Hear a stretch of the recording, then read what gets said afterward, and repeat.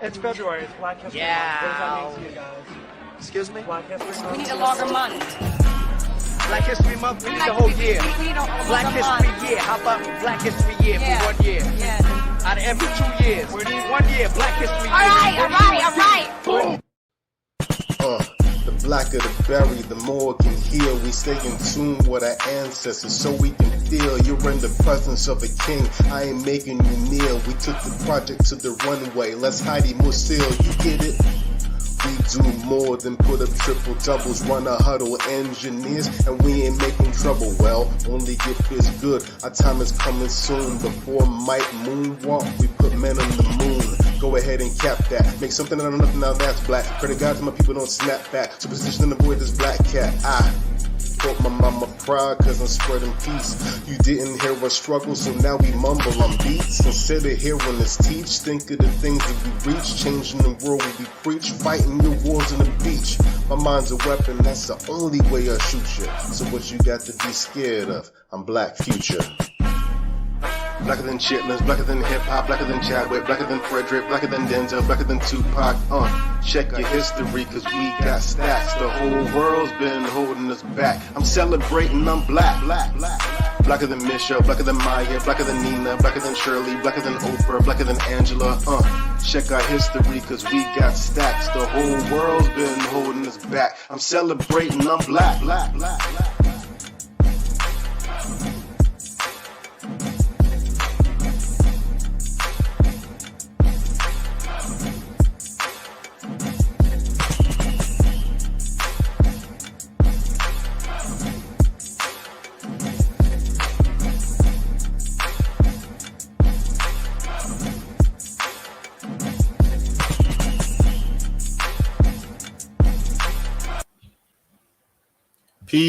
Peace, everybody. It's a guy with the bow tie checking in with you live for a LinkedIn Live and a YouTube Live. We have this amazing panel of melanated people for Professionally Black. Welcome. To get comments coming in already, we're rounding out Black History Month. Had to do it 2 times this month because why not? We got to celebrate Blackness all year long, but while we have 1 month of focus, we want to make it extra special for this month. So we have a lot of melanated minds you see on LinkedIn all the time.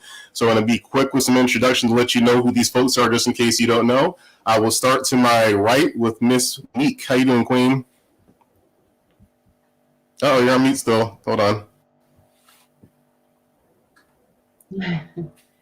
I'm so excited. Look, I just want to get talking right away. I'm Monique Russell. Everybody, happy to be here on Professionally Black. I run a communications, consulting, training, and coaching firm in the Atlanta, Georgia area, where we focus on helping women leaders turn likes into loves in their business and their life. You can reach me here on LinkedIn. I'm looking forward to the conversation. Awesome. I'll give a rule real quick. If you're in the comments, if you don't say something, I'm going to fight you. Let us know where you're watching from. Leave a comment. Engage people in the comments. The point of a live is this real-time interaction. So if you want to talk to us or anybody in the comments, go for it. Also, to my right is Queen Cher Jones, the veteran and the queen of LinkedIn Live. It is so awesome to be here. So excited. So for those of you who don't know me, as you know, my name is Cher Jones, and I am a corporate social media trainer that specializes in helping professionals, leaders, and consultants develop a powerful and professional digital presence online so that when people look you up, they want to work with you, for you, or refer you. And as you guys know, or some of you know, I have a show every Tuesday night, Just Us Share Live. And yeah, it's great to be here. Thank you. Thanks for presenting from Canada. All right, and then below me, we got long fraternity but good friend, Marlon Addison. Hey, King. Hey, guys. Marlon Addison, good to be here. By trade, by day, right? My identity is super sales guy, super sales person and consultant for Horizon Blue Cross Blue Shield. Also have a family company with my wife, the baker of the family, Capital Gourmet Cookies, but by night, and otherwise, Marlon, family guy, everything I talk about, world ties of family, I think that's the cornerstone. So that's the crux of who I am. Perfect. Appreciate that, King. And then dead center, this is perfect. Canada again. We have Queen and Keiichi. How you doing, Queen?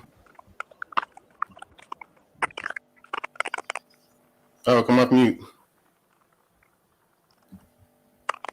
Uh-oh, I think Keiichi's up. Okay. There you go. Go ahead. I'm not on mute. Canada Dead Center. That's why I started with that. Yeah. So very excited. My name is for Robinson. And what I'm paid for, financial institutions. I'm an executive in technology, and there's a lot of stuff that I do over there that I'm paid to do. And then what I'm made for, wonderfully, in name Kitchenera translate God. And so I'm gifted to empower, to ignite, and to create amazing experiences for myself and others.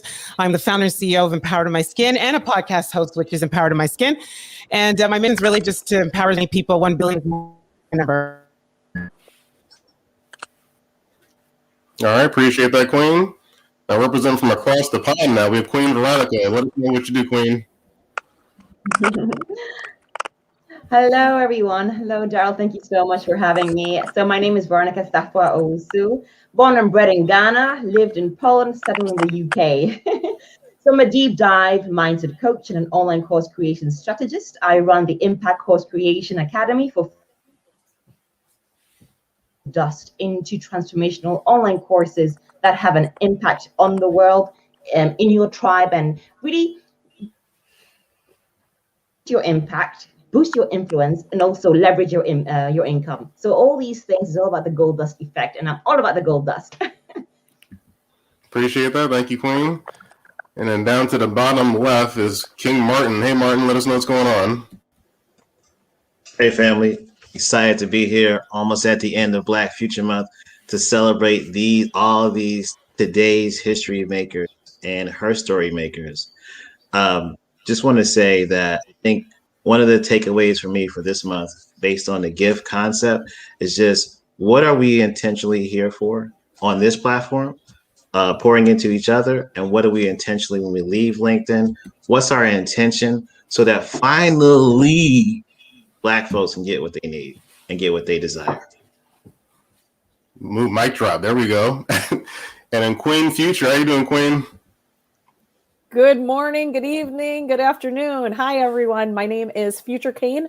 I am the CEO of the Future of SEL. And I'm just here trying to help make everybody mentally strong and move equity forward in organizations and in our school systems. Thank you for that. And I want to catch up with some comments. We have a lot of people representing to make sure they're not saying things in vain, because we see you. So we have the panel jumping in. Oh, there goes Ashanti. We'll get Ashanti here in a second. But we have Maya Crown got the A. Okay, I'll stop doing it. We have Jason here representing from, says, yo. We have Brenda saying hello. Thank you, Brenda, for jumping in here. Christopher saying, let's go. Let me get Ashanti back in here. All right. We have David representing Canada again. We got some more Canadian. Canada's taking over this stream so far. Yeah, Canada. Canada's heavy. Tammy saying, That's loving right. the intro. Donna saying, let's celebrate and be empowered by our gifts. I like that. That's a great way to start out here. Being representing from Sweden, getting even further out there. We got California with Donna. King Corey, the Network King, saying he's proud of me. Thank you, Corey, for jumping in here. All of us know Diana Parker. She's a big supporter of most everybody on here. So thanks, Diana, for jumping on here. Yeah. Roderick is always awesome. a big supporter. Thank you, King Roderick. He's always giving brand crushes for people. We have Brian saying this is dope. Thank you, Brian, for jumping in here. Daniel, guys, check out Daniel. He has some cool stuff going on. I think he asked myself and Elizabeth to speak for something for him, but Daniel has some good stuff going on. Check out Daniel's profile if you're watching this. Then we have Klaus, representing from New Jersey. That's one of Marlon's friends. There we go. And France with Henrique Wells, or Henry. There we go. So let's get into the topic real quick. The Gift of Blackness is something I think people kind of wonder why we have to do these conversations like this, but this is the first time in a long time that we get to talk about this openly and people care about it. People care about the Black experience and what's going on. And sometimes we weren't raised to look at it as a gift. I know as a military brat, I didn't grow up in a lot of Black areas, so I didn't recognize Black was a beautiful thing until probably 12 or 13. So a lot of people can be older and not recognize that. So I wanted to kind of open up, and I'll start out with and Keisha, because you brought this up last time about how this is the first time we could bring up white fragility, Blackness, all this stuff at one time. So for you, how important is the Gift of Blackness to you in this day and age right now? Well, I mean, I've been Black my whole life. It's always been important. But I think it's it's incumbent on everyone to recognize everyone. And so I think, it's extremely important. And I think these conversations we need to over-index on these type of conversations. And as uncomfortable as they may be, they're extremely vital for, sort of the future of where I think, what I hope a lot of us figure is possible. And so, I think each and every one of us every single day have to step a little bit more into our courage. And it's funny because as we're getting ready for what's called International Women's Day, the theme this year is Choose to Challenge. And if there's anything I've seen in the last year is that theme has been really prevalent with respect to the Black movement. I think all of us have really stood into that seat of really choosing to challenge, using our platform to challenge stereotypes, using that platform to challenge conversations, using that challenge our platforms to challenge how people are showing up and where there's wrong, and so it's interesting that that's the theme. So I'm looking forward to going into March, just continue to just bring my woman Blackness into the month and just continue to challenge with my voice. And I want to bring Ashanti in on that because Ashanti didn't do her intro, and I'll bring her into that and then kind of piggyback on that. So Ashanti, let us know what you do and kind of piggyback on what Nkechi was saying.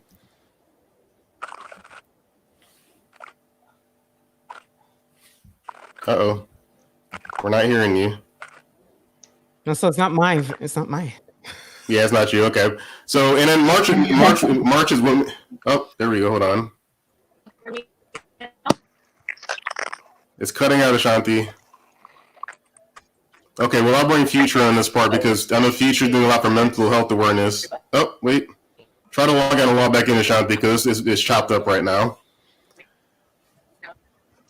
Future, I know you do a lot for mental health, and when you bringing this, using our platform for positivity, you get a lot of people attacking your platform all the time for the things you're saying. And March is Women's Awareness Month, so we're going right from Black History Month to Women's Awareness Month in March. As a Black woman, you kind of have two things against you.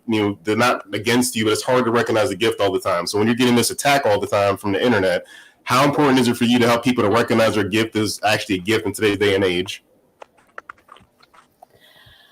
Well, here's what I'm going to say. I'm planting seeds every day knowing I might not ever see those trees, right? This isn't about me. It's about the ancestors that essentially came before me. It's about my children that are in elementary school. It's about the children in the state that I serve. It's about the children that are grandchildren of my children who I don't even know. They're not even a concept yet. So when I say how important this is life or death. This is where we're at. I'm tired of our community being hashtags. We are more than that. I am tired of our community having to say, but this is a Black female or a Black doctor. We are a doctor. I am an empowered female, right? This is where I stand. This is who I am. And I also know that this is a mental marathon. I keep telling people that. And if you are not mentally strong, everything else will fall apart. So we need to help building each other. That is mentally, that is physically, that is emotionally, that is what are you doing to fill yourself up? Because you can't keep going in this game if you don't have the right support for you and around you. So it's I agree with that. And when go ahead and Kate, you have something to add to that? Oh, I thought you have something to add to that. Now, Cheryl, I'm going to ask you something with that too. When you think about having to say you're Black all the time, it's kind of tiring, much of what Future's saying, that we have to do that. But I feel like at the same time, we've been ignored in so many venues that we kind of have to bring it up as a positive thing. So you're in Canada, experience a little different than the United States. But for you, when did you kind of recognize I need to make this more of a priority for what I'm doing to mention my Blackness and the gift I have?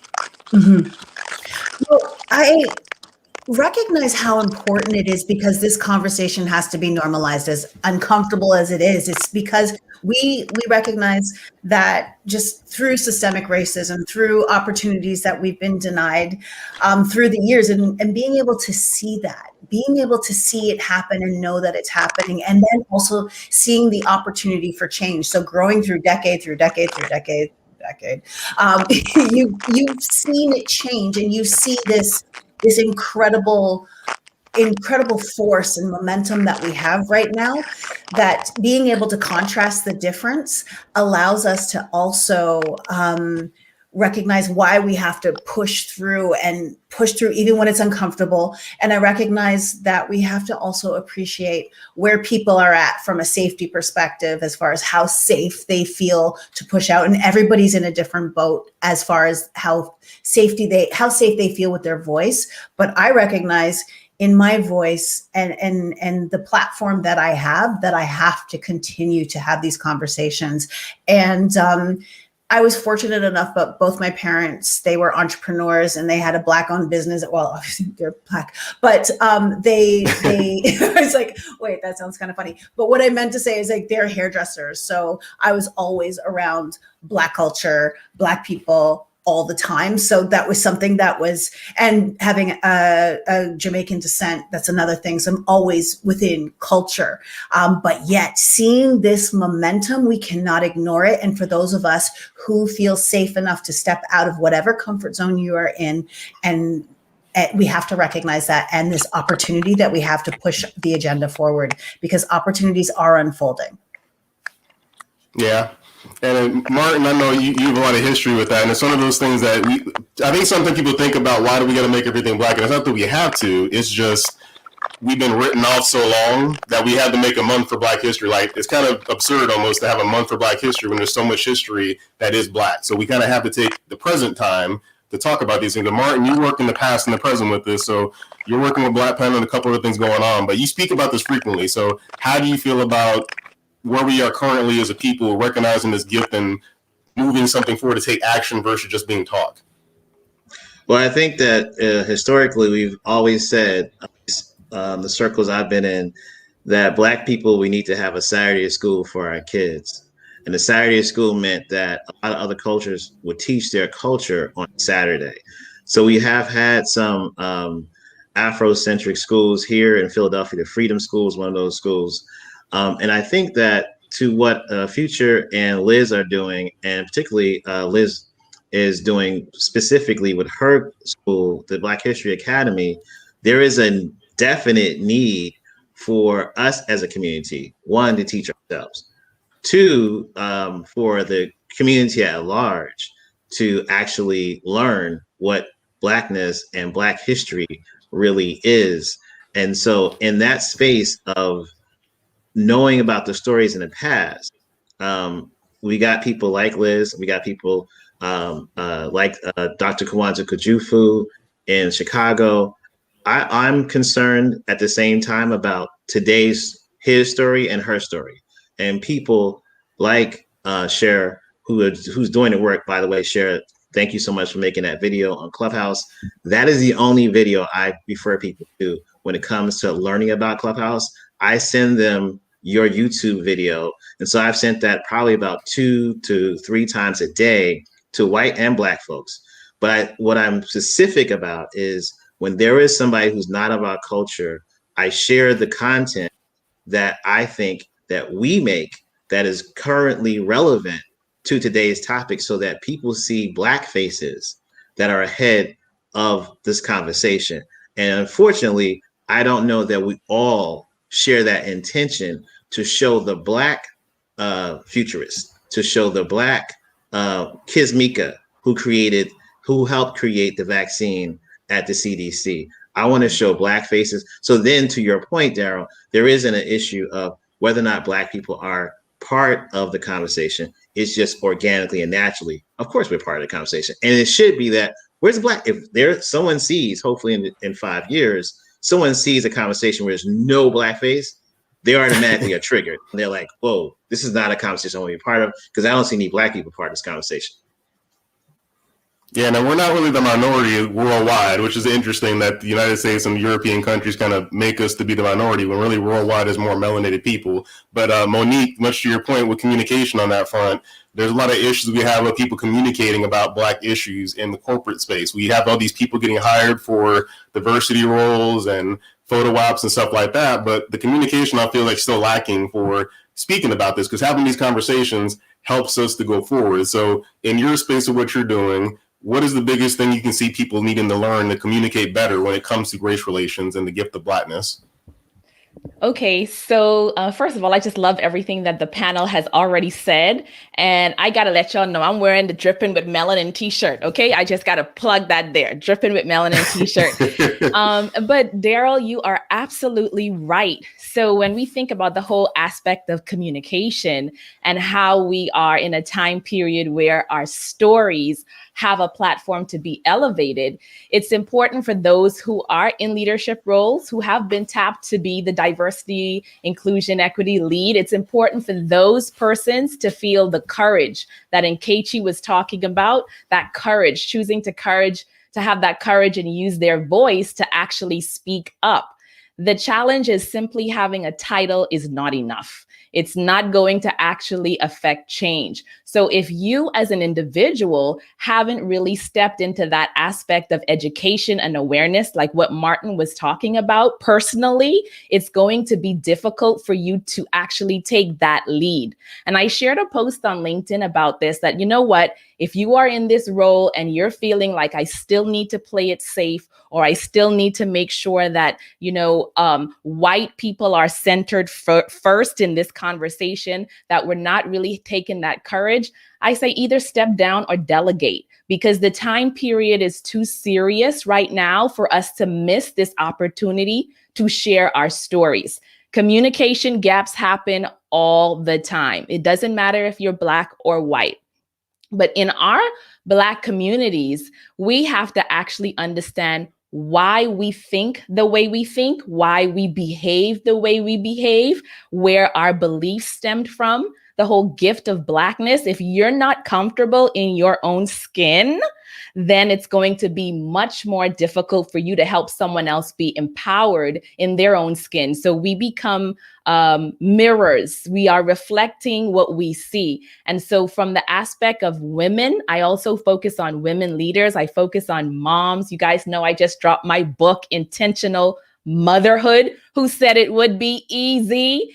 And there's a whole chapter in here on a woman's likes versus a woman's loves. I'm going to relate it to Black likes versus Black loves. There are certain things that we do when we like ourselves, and there are certain things we do when we love ourselves. So it's easy for us to say, you know what, I like myself, I love myself. But when we really think about the language we use, and we think about how we are allowing others to express themselves, even if we disagree, then those are behaviors of true love, of being gentle, of being kind, of having self-control if someone disagrees with us. So this is what I would say in the corporate space. Stop the gymnastics, stop the performance. It's just too much performance right now.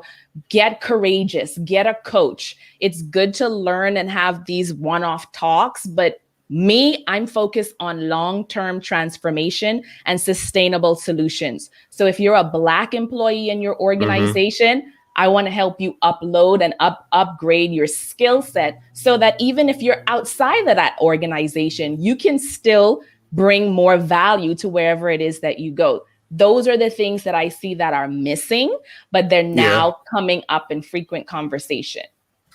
I'd be remiss if I didn't segue. Yeah, I want to bring you in, Keisha, because she's been empowered in my skin like 3 times. We got to make sure you get something in there. No, I can hug Monique. I mean, one of the things I just heard, so thank you, Holy Spirit, is this is the time where we have to amplify the language about ourselves. Like what Monique said is so real. There's a difference between like and love, right? Like and love. Like when you love yourself and that alarm goes up in the morning, you put your feet on the ground, you say, the devil's going to express, damn, she or he's up. Because they know that the love that you have for yourself is going to shut anything that's contrary to that down. Like that is a big thing. We have this unique opportunity where the light is shone on us to give people the language that we want them to start speaking about us going forward. Right? I know there's a need to understand the past. I get it.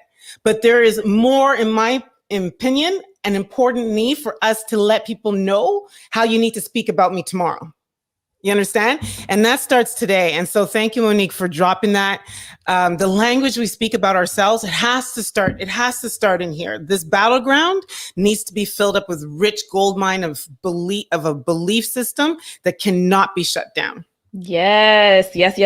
I am so in alignment with that. And also, you know what? The past is important. We have to know the true story. And I know you referenced the Holy Spirit. One of the books I'm reading right now is called The Africans Who Wrote the Bible. Unconventional, but you have to understand where your true lineage stemmed from. When you realize that you are essence of spirit, the way you see yourself, you don't think that I have to dial down. I have to make someone feel uncomfortable. When you see yourself as a proud person or child of spirit, of God, of universe, there's more than one way to experience God. And I think that as Black people, we have to understand that there's variety in our history, but we can't really transform that if we don't understand and give our history a meaning that will allow us to move forward.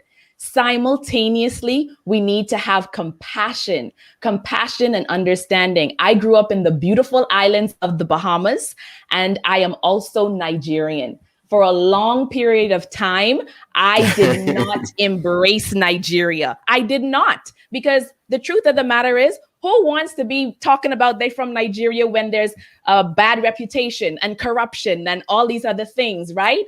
But until I actually got in myself, understood every aspect, trauma, healing, all of that stuff, and embraced even those parts of me that I first felt ashamed of, then I was able to actually have compassion for other Black people, other Black cultures who didn't have that awareness that I had, because I took my own journey, and everyone's going to come to their own journey, to their own awakening. So we use our own demonstration and we inspire from what we know. We don't condemn, we don't blame, we don't shame, we inspire. I want to bring Veronica on that. Well, let me bring Veronica in real quick, because you mentioned Nigeria. We got to get Africa representing in the conversation here.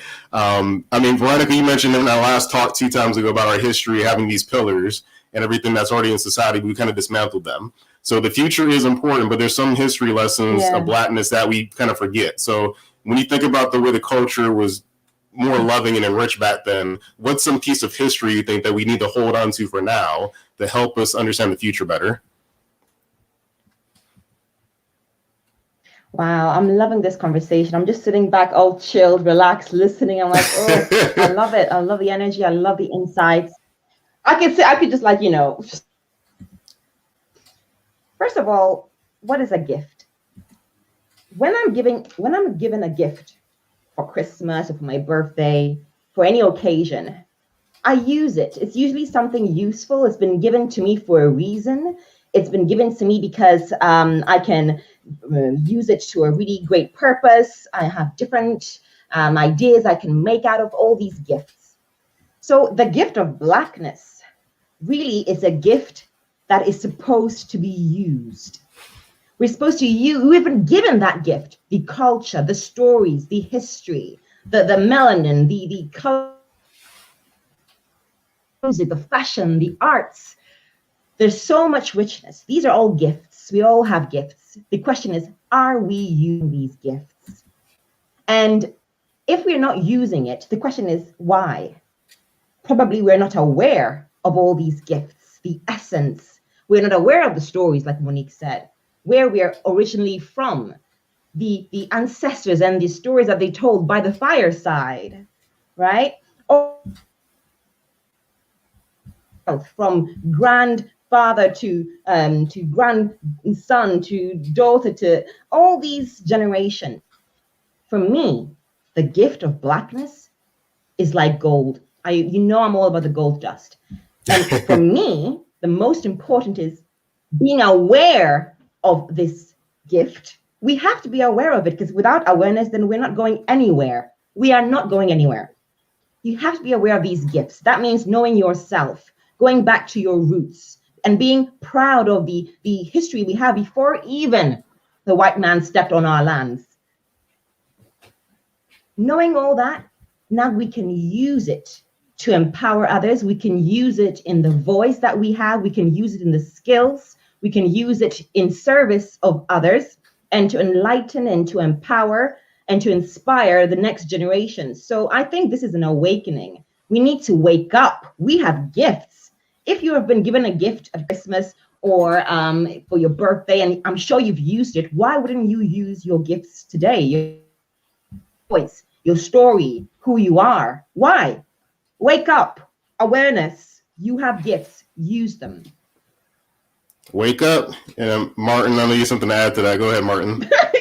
Now, I was just going to say that that is an excellent book that was talked about. Africans wrote the Bible, and plug in for my family's bookstore. We have that in the bookstore, sistersuptownbookstore.com.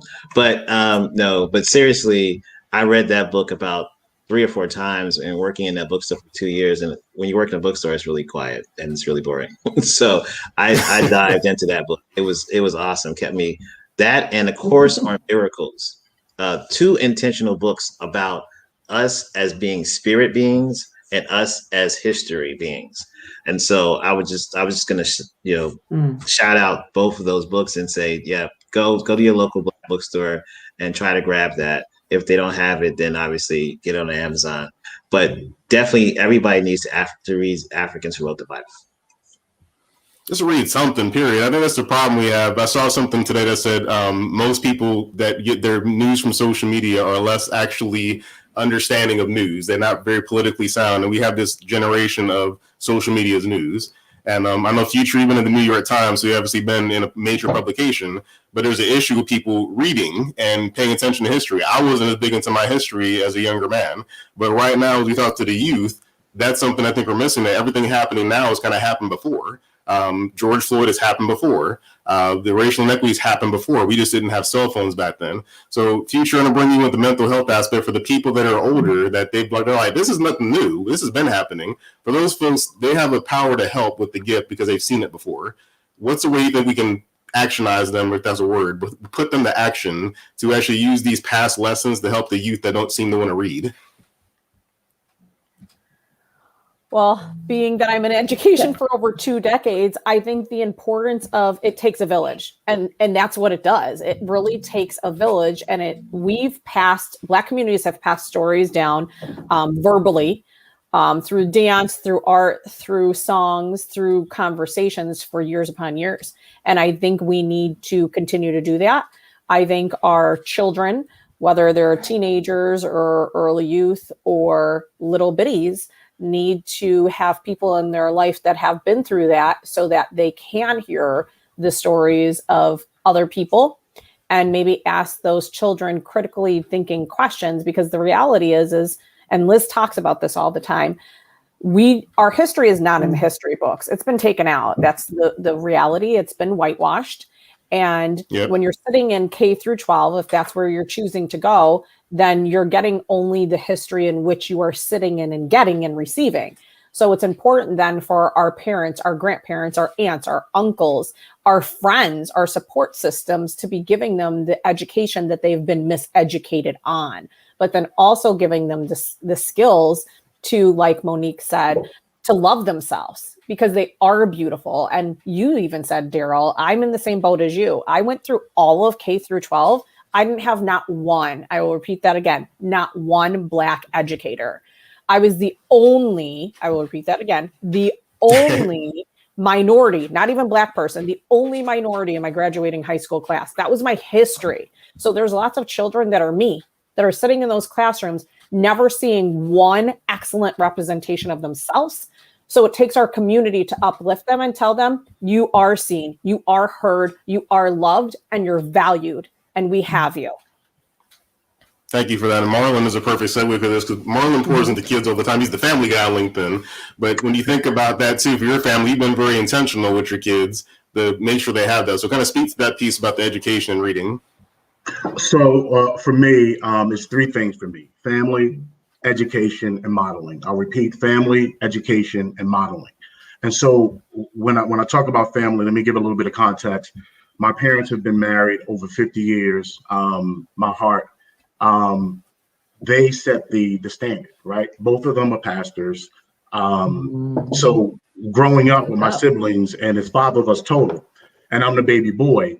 But growing up with them, my father had different techniques, right? So you're talking about in the 80s and 90s. I'm dating myself. I'm Gen X, and he played spades. You know, we get down with spades, right? So he used that in the community with the local kids, right? The local hoods, to bring them together.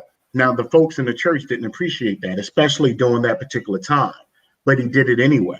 So he modeled for me what a true hero was. He and my mom, they brought him into the home.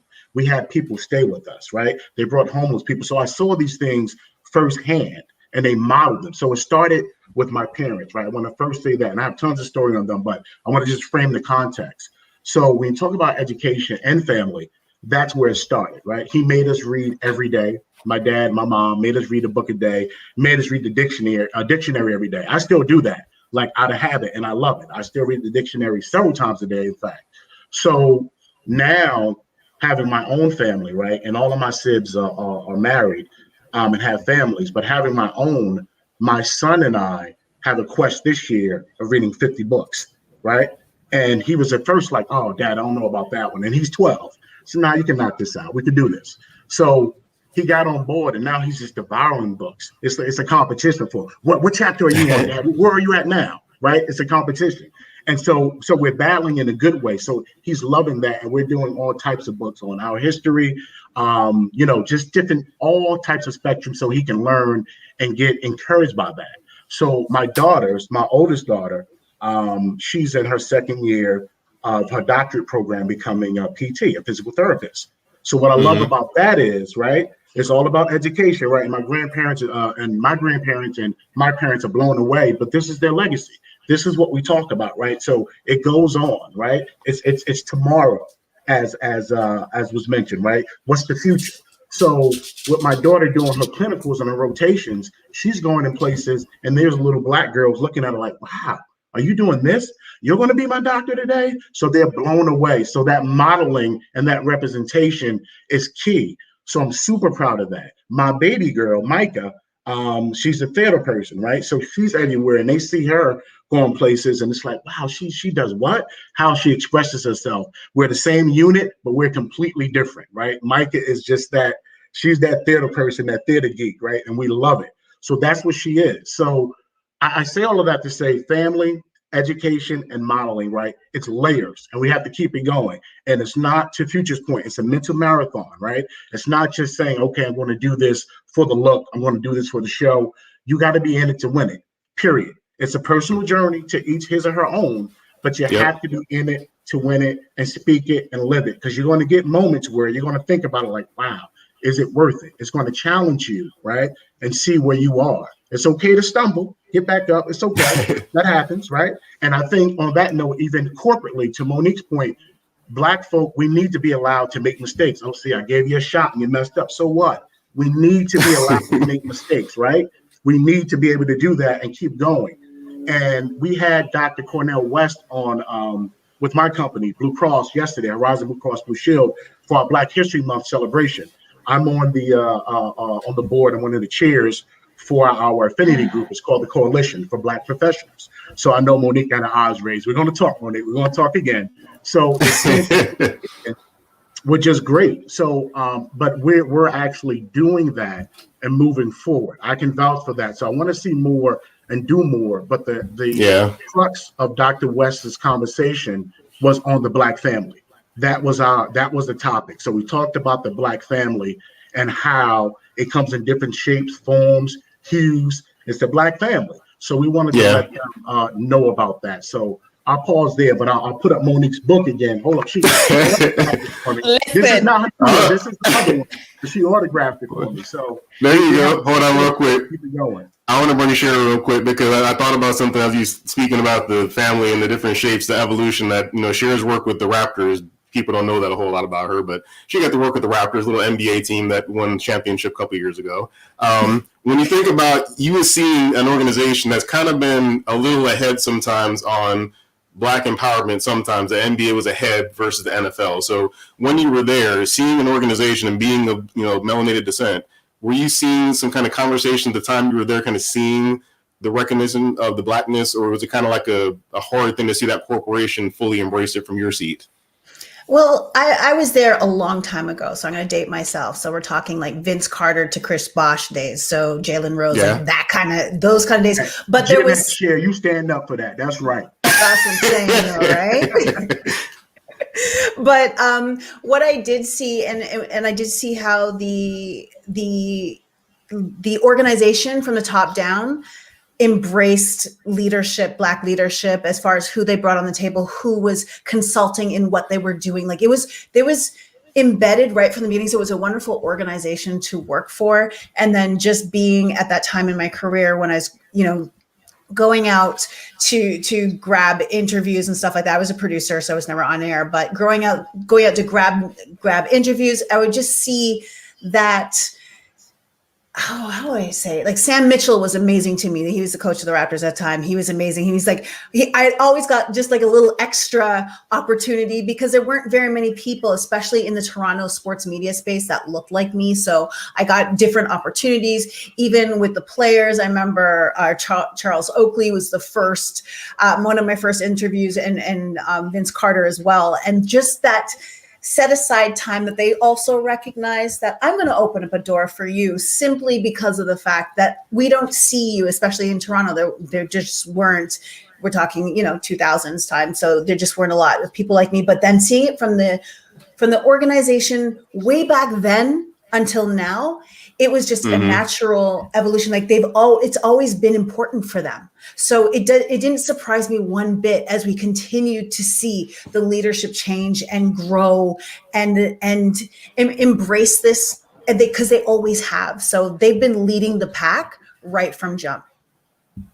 And it's good to see something that has a heavy Black population kind of get it early, because it's kind of interesting now that we see people throw money at diversity. Like, oh, Starbucks, we had something happen with Black people. Let's do the racial diversity training. These people that have a high consumer base as African American, they start to kind of react with the money, but the NBA is the player. So it's good to see that you saw that back in the day. But Veronica, kind of bring you in on this too. You're in the African experience with everything that comes to that nature, and we think about Africa as the birthplace of all life. And that's been erased from most history books and everything out there. So for you and your space you're working in with the leadership and coaching and all those things of that nature, when you think about the gift, everybody has a gift. Every culture has a gift. It's just for some reason I feel like Black people have a hard time recognizing that. What do you do in your space to kind of help the professional that's been in corporate America for a long time, much to what Future said, been the only Black person in the room? What are you doing to help those people kind of embrace and recognize their gift versus it as a liability? Oh boy, wow. I love that question. Daryl. Thank you so much. I call it the unearthing. There's a lot that has been buried. There's a lot that has been hidden. There's a lot that we are shameful or feeling a bit embarrassed about, and we have buried deep in the soil. I know my story. I buried my past. When I, became the coach that I am, I didn't bring my past as an educator, as a teacher, as somebody who came from Ghana and all my history and all my failures. I had packaged that. I buried it. It was when I did my unearthing. And so I do the same with my clients. The unearthing of the gold dust, the essence, the gifts, and that lies in the stories, the difficulties, the challenges that they faced. The embarrassing situations where they felt like nobody, like they felt less than. Those stories that are hidden, secret, ashamed of, that's where they need to come up, because that's where the essence of their fire to make the change in the world that they seek to with their courses and their trainings and their programs. We cannot create a transformational course or program without unearthing your gold dust, unearthing your Blackness. Whatever that means and whatever that has put you through. So with me, I work with gifts and I mold them into something that we can now give back to the world. Because our gifts of Blackness, is not for us to keep. No, that's selfish. No, it's for us to share, to celebrate. to inspire, to empower. And I love the whole creative process. That starts with the unearthing. So that's a lot of deep diving coaching, deep questioning, unraveling, literally identifying your gold dust. We do this exercise. I call it the spotlight effect, where we shed light on the gold dust. Because you know what? It's dark. It's within us. It's dark in there. But when we shed light, it starts to sparkle. And you start to see, wow, it's so beautiful. Okay, so what can I choose to package and to give this gift of mine to the world and be of service and be of use and now create the ripple effect? It's beautiful. It's a beautiful creative process. So yes, I call it the unearthing. Is it just me, or do you all feel like you've been sprinkled with gold dust right now? I'm just saying. Oh my God, I feel so gifted. I get goosebumps anytime I talk about this because it's something that we hide from. Can I say something a bit naughty? Can I?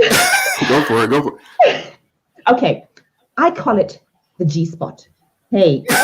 What's so naughty about that? No. Listen. It's called the golden spot. Yes, it's inside you. It's within you. You know it's there. You can't reach it yourself. You need help to You work it all the way down. And up. Yeah. In case I know you're gonna jump in a second. I wouldn't case you just jumping on that. Yeah, I'm gonna have to leave, but to everyone that's watching this in the world, and I mean the G spot, like the golden spot, it's all about the golden fire in so many ways. But I really want to thank you for that, Veronica. Like, now I get the sparkles behind you, but I truly think that there's nothing better than that. I say that all the time. We are all truly gifted, and here's the thing that like blows my mind is that we're all uniquely gifted. Like, I know we talked about being the only in the room, but even as I bring more Black girls behind me, or open up the doors for my Black brothers, and even if we're all in the room together, I still want to be unique. And so embrace your only, find your gifts, and serve from that space, right? And everybody's golden spot is different. It's different. Yeah. It's in different places. Yes, and it's good. It's good. It's very good. This has been amazing. To everyone that's watching, keep feeding up the energy. Thank you. Love you all. I gotta say bye. Now, Future, I want to go unnaughty for a second. We're going to go unnaughty. We were not naughty. It was a golden spot. Golden spot. Let's remind ourselves. But the kids, education, it's just weird that, Black history is slavery, Martin Luther King, Abraham Lincoln, that's pretty much it. Like, that's Black history every year. So you're working with children all the time, has been an educator for a long time, and you've been in a situation where that was taught to you. So we got to help kids recognize this. And I think it's more honest on the parents a lot more than it used to be, because my parents didn't do that with me. So for the folks that are in that situation, maybe they're living in the Midwest or something, or they're in a country that's not heavily populated with Black people, what are some tips and things you did for your family and for yourself to kind of help you to unearth the history of yourself and to kind of recognize how great you are? Okay. So people, remember, I have elementary school kids. So I have a 5-year-old and an 8-year-old here. So if you are looking, Marlon's laughing at, there's nothing to laugh about over there, Marlon. Okay. We're holding it down over here. You just start. You get it, right? Everybody gets it. But what I will tell any parent or grandparent or aunt, uncle, auntie, if you want to message me on LinkedIn, I pretty much created a sheet for my daughter's Girl Scout troops to say, here's some books that will help you get educated in all the inequities. It's on Indigenous, it's on Black, it's on LGBTQ issues. So all of the isms and ists, because I think it starts with educating and books. The other thing that I did recently for my daughter is we talk about Christopher Columbus Day, and it was important for me to say, look at the ground that we are all on right now. Do you even know what tribe land you're on? Do you know the tribe that was in conflict when Christopher Columbus came over here? So there's additional stories to the history that is taking place that our children are taught. And for me, I had to show them a video of this is what it is. And I know some parents or guardians or grandparents would probably say, wow, like you're telling them that. Yeah, I am telling them that because that's the truth in which we stand on. And if people don't want to talk about our original sin of what took place, then how do you go forward with the future? Because we could keep veiling what is our reality, but I'm not going to feed my children whitewashed things that aren't encompassing of them. Yeah.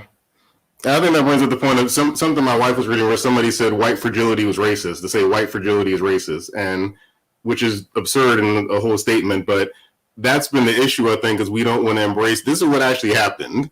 Like, y'all were bad. Just own it. I always think about the example of the Holocaust with Germany. They apologize for it all the time. They have statues and flags and all kinds of things apologizing for it all the time. And America's kind of like, nah, that didn't happen. It's writing it off. And now we have a generation of, non-melanated people that are like, you're destroying our history. You don't want to have America be America. And the melanated people are like, well, this is what actually happened, and you're not recognizing my pain. So for the people that are kind of coming to grips with just recognizing this is new, I'm going to bring Martin in on this because you've been an OG. You said OG in the tech space, the OG Black. When you think about where we are now, a lot of these conversations have happened before, but action is something I want this to come out of this. Everybody watching this in the comments that are interacting, action, like reach out to a Black professional. But for you, you've been doing that all the time. So what are some small, like local level things you think people can do either in their own household or in the community to kind of help something actually happen versus it just being a kumbaya moment? Sure. I think that just real quick, going back to what was talked about when it's the G spot, that is actually technology. Golden spot, right. guys. Right, G spot, golden spot, whatever. That's actually Black technology. That's actually Blackness. Literally thinking of our Blackness as what our ancestors gifted to us, and in gifting that technology, we are just. I was there when Dr. John Henry Clark was talking about this in Brooklyn and Harlem, when Dr. Benz, when James Smalls, Professor Smalls, and Dr. Leonard Jeffrey were trying to kick him out of college because he was talking about Blackness as technology. We've been here. The difference, I think, now, and we're starting to, I wouldn't say starting, half of the past 4 to 5 years, gotten back to creating. So what Veronica is talking about, hopefully she puts that in a book or puts that in a separate EF file, the same way I shares conversation about Clubhouse, I will share Veronica's conversation because, and Veronica, I'm going to extend the invitation to come on our radio show here in Philadelphia. For this past month, we've been talking about Blackness as a tech and what are some of the pieces of the tech that we can activate. So what has happened I would say in the last 4 months is we've launched Melanets by Juan Young. We've launched Our Dipper with Netta, and that's ourdipper.com. We've just now, I'm beta testing Adrian Cole's voiceblast.fm. Black people are creating actual technology, takes the Blackness and actually puts it on our computer or our hand. And so what is going to happen, I believe, and what everybody can do is one, support all these new apps, all these founders and all this great Blackness. But two, for Future, I would love to see Future, when she created the list of books, I want to give Future a list of Black apps that say that they really help with calm and meditation and stuff, and let Future advise us on what her experience is when she goes to these Black apps. Veronica is talking about mindset and framework. And there are some Black folks that have written certain books out there. I would love to see Veronica's review of these Black books that are out there. And so what happens is all of us, not just in tech, but all of us that actually in our skill set, in our bucket, we actually turn to Black things and say, here's a list of, or here's my experience, so that, I think it was Marlon mentioned, not giving up on Black people because you had one bad experience. Right. We need feedback from each other. We've been siloed so much. And thanks to Ashanti Martin's article for New York Times, we see ourselves on LinkedIn. But years ago, we didn't see ourselves on LinkedIn because we were trying to be like this. And we weren't trying to really shine and let our Blackness out. Now that corporate America is like, oh my God, Black person, can you please join our board? Can you please save our company? Now that that's the case, we have to be very careful not to get caught up in solving everybody else's racial problem and not coming home and bringing this family together for a good family reunion. Yeah, and all of this is about us getting the equity. I think people sometimes take it like, why do we have to go to a Black business first? Because we didn't get the head start. We're trying to kind of catch up with things. And a lot of other cultures had that head start that Black people weren't taught to do. We were kind of taught to be siloed. We're kind of taught to not go for excellence. So now that we're kind of there, that's why these conversations are important, because we all need to recognize we can do something.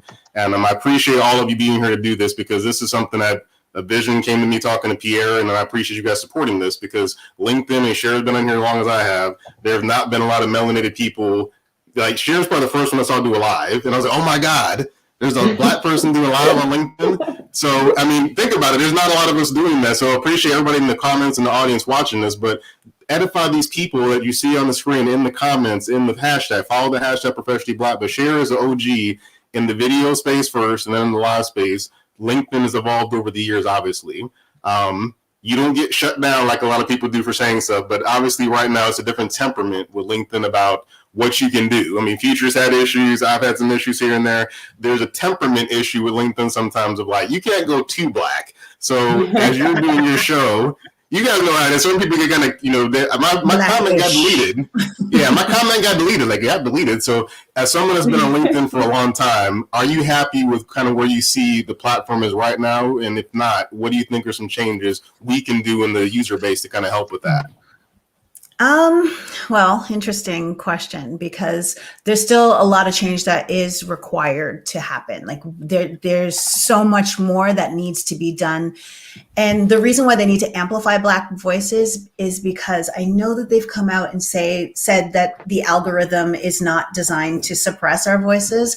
But I would still, based off of my own anecdotal evidence and the other people that I talk to and experiences that I see based off of interaction and engagement in my posts, which are E for everyone for the most part, it just doesn't, the numbers don't make sense for what I see. And just like the feedback that I get from people as far as the visibility and the reach. And then when I compare myself to others, I definitely see a disparity. And so I think there's still a lot of work to be done. I definitely am liking the momentum, the change that is happening.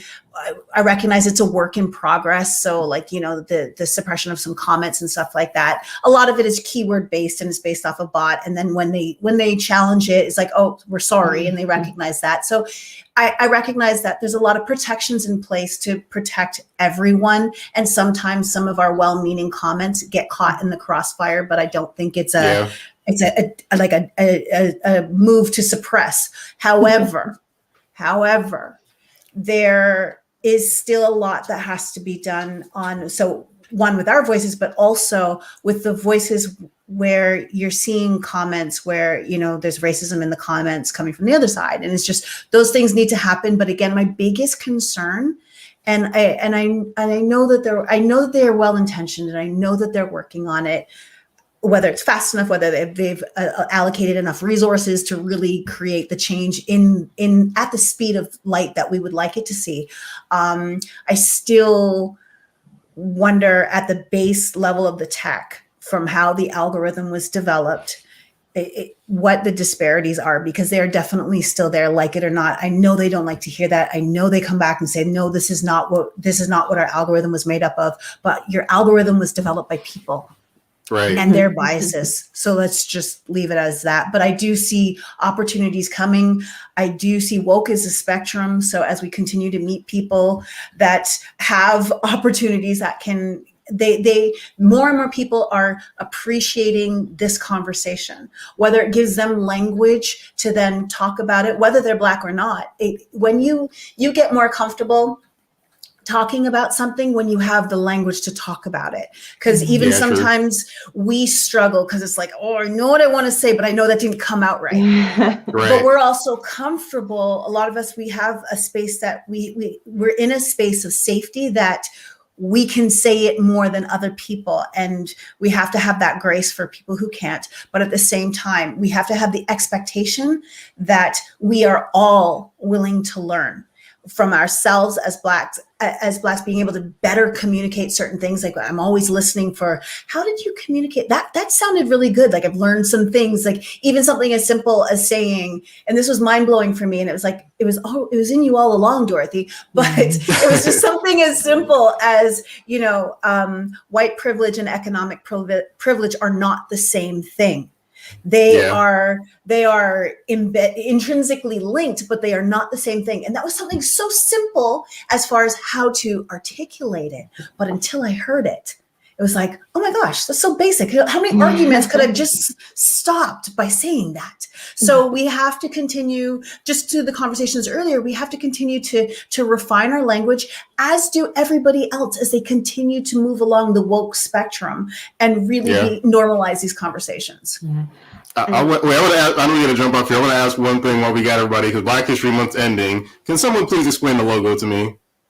The new LinkedIn logo. The color, somebody tell me what those colors are. I've never seen an African nation have those colors. Can somebody please, LinkedIn, if you're listening, what are those colors? Anybody got any words for those? I know Martin's posted about this, Future's posted about it, I have. What are those colors? Anybody? RBG is within the spectrum of Pan-Africanism. It means a lot of different things. And the colors are used to denote freedom and anti-colonialism or against the colonizer.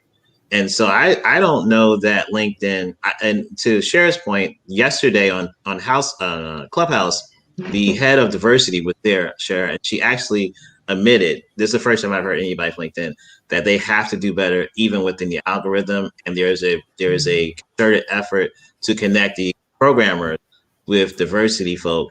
And that's what they're looking for to do. So that was the first time I heard them admit that. But back to the question at hand. So red, black, and green. Well, it's orange though. It's not red. That's the thing. It's orange. Yeah, and so that's also the note that I would say that they have. To Cher's point, whoever designed it, it reminds me of, I don't know if you guys know, but mahogany cards at Hallmark are written by white men that watch Good Times. And you can just Google that article that talked about that. The last person that worked at Hallmark as a writer, they fired years ago, and for the mahogany cards. Now, maybe after Black Lives Matter in the summer they hired some Black writers back. But obviously, the person who's doing the graphic design, and I should say obviously, because I hear what you're saying, Daryl, but I will say this. I've had 3 people from LinkedIn follow me in the UX department.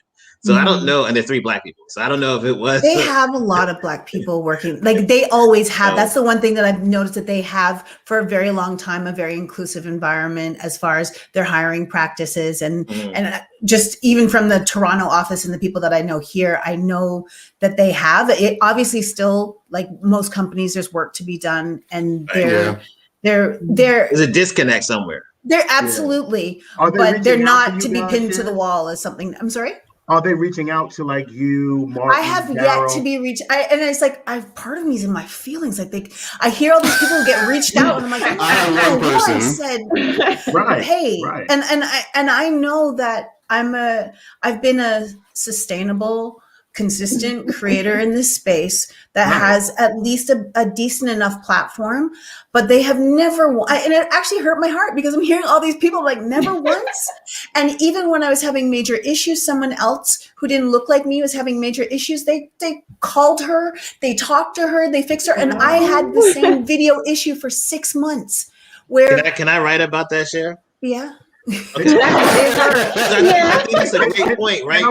You do content for everyone, and they still don't, So it's I'm curious. I want to ask specifically because even at my job, we have something called reverse mentorship, where we mentor the C-suite and above. I see the same type of thing that can happen here, which is the genesis of me asking that question. Why aren't they asking like you, Cher, Martin, Daryl, influencers in particular, Veronica, Future, to okay, let's partner, or can you sponsor with me or do something so they can, interact and take that step. They reached out to Tyler Perry though. Yeah. Wait, we wrap it up now. We can't get into that, Martin. That's a whole other issue. I feel some kind of way like about Cher not being reached out to, but Tyler can be reached out to. Because you guys are the ground. You guys are on the ground, right? Doing the Ronell as well, Richard, doing the work, and you're putting out great content, not only for everyone, but I would say the everyday person, right? We're not here for the performative that we talked about. What are we doing to really move it forward and have these conversations? Because you guys can have the conversations and hold them to task. Share. Future and then Veronica. Okay. Yeah. So several things that I want to say to you. Aisha wrote an article about LinkedIn. So we could pretend LinkedIn is very diverse and it's not. She pulled up all their data. Okay. Okay. So that's hashtag fact. So LinkedIn, if you'd like to talk to me, then you pull your own data too. And then in addition to that, what I will say is, like you said, the algorithms are created by people. And if everybody keeps saying this, at some point you have to hold a mirror up to yourself to say everything that people keep saying, there has to be at least an ounce of truth to it. We've been complaining and inviting LinkedIn since the summer, literally since the summer. We've been saying, can we have a meeting with you because of all of the stuff that was transpiring in regards to people advocating and being activists in regards to equities and the injustices. And it's disgusting, in my personal opinion, the things that they allow some people who happen to be white to say and to treat people on this platform. And then they come after and will immediately shut down people who look like you and I, or who are fighting for you and I. That's the problem I have with it. I agree.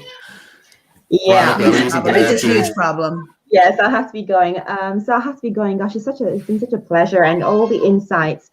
What I want to say, just to end off, is I'm giving my gifts here on this platform for my culture, from my background, from the dance that I do, the kind of African or Afrocentric attitude that I bring into the whole platform. That's my gift, and that's what I give. I think it's each and everyone's responsibility to own those gifts and bring them forth. So let's all do our part. And I think with that gift, the gift of blackness can be magnified. Mommy, I'm coming. Well, that's the best soundtrack for ending your piece. Mommy, I'm going to take that one piece. Thank you. Thank you, Queen. We're gonna wrap up now, folks, though. But I appreciate everybody in the comments, watching it on YouTube, LinkedIn. Appreciate everybody being here. And if you know someone in LinkedIn's UX department, IA, all the different acronyms for the tech people, tag them on this. Let them know what's going on. I've talked to one, but it was about the landing page when you go to your profile. It wasn't about the racial side. So Cher, don't feel bad. I didn't get to talk about that. It was just about the goal thing that they asked about a while ago. But please connect with everybody in the audience, in the comments, people on screen, people in past events. The real way to make things happen is in your messages. So actually talk to people. It's not everything that's going to happen on LinkedIn just in the comments. You need to actually go talk to people. So take an initiative and go meet somebody you never met before. Get in good trouble, watch John Lewis's tribute, and do something good. I mean, that's the thing that's happening now. Social media allows us to do a lot more than we used to be able to do. So use the power of the good, because I know Future mentioned some of the bad things that people use on social media, like we can't see them, but use the good thing of, hey, I can talk to somebody in a whole different country and learn about their business and see if we can help each other, or even someone in your neighborhood. Several people in the comments I've never met in person, but I know them like family because we talk so much in the messages. So I'm going to catch you guys next month for business. Wrong show. Professionally Black. Next month, Professionally Black. Tomorrow, I have business and benefits. But please, guys, follow the hashtag and support each other. Black History Month should not just be a month. It should be an entire year, because if you actually read anything in history, we had something to do with it at some point. And take this time to teach your kids about that too, because Future and I both mentioned not getting that. There's probably more people like that. Do something for your kids to learn more about Black history so they actually know when they're older and can really step into their Blackness in a positive way. Signing off now. You guys be safe, and we will catch you guys next time.